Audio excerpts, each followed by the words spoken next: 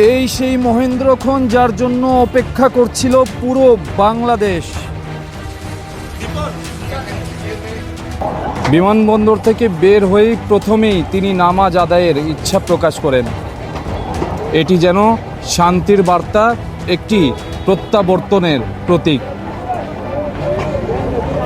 এভাবেই কড়া নিরাপত্তা বেষ্টনী পেরিয়ে যখন তারেক রহমান বাইরে এলেন, আশপাশের দৃশ্য যেন পুরোপুরি বদলে গেল।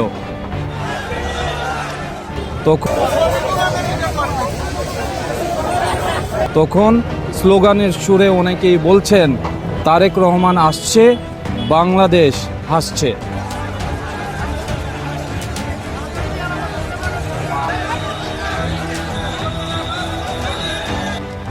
বাংলাদেশ সেনাবাহিনী, র্যাব, পুলিশের কড়া নিরাপত্তার বেষ্টনীর মধ্য দিয়েই বিমানবন্দরের বাইরে নিয়ে আসা হয় তারেক রহমানকে। তখন মানুষের ঢোল, স্লোগানের গর্জন, উত্তাল পরিবেশ, সব মিলিয়ে মুহূর্তটি যেন ঐতিহাসিক এক স্বদেশ প্রত্যাবর্তনের প্রতিচ্ছবি হয়ে উঠল।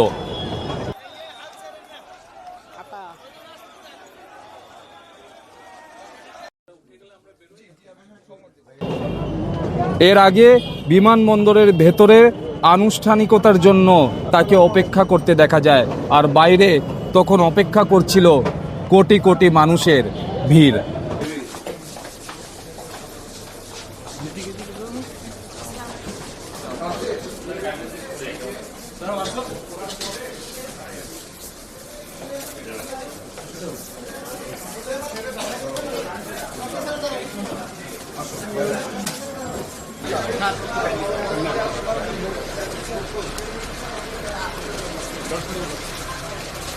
দীপন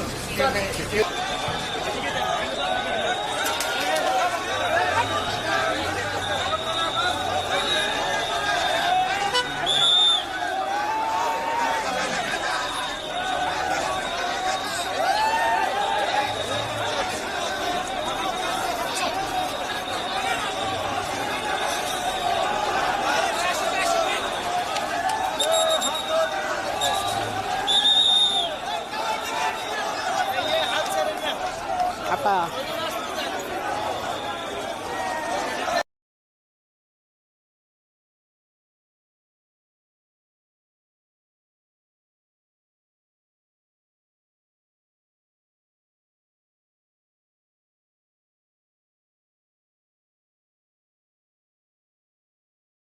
ওনারা উঠে গেলে আমরা বেরোই।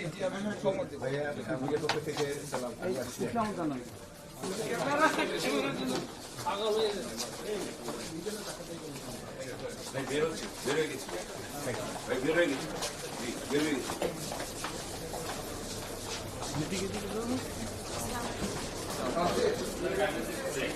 তারা আসলো।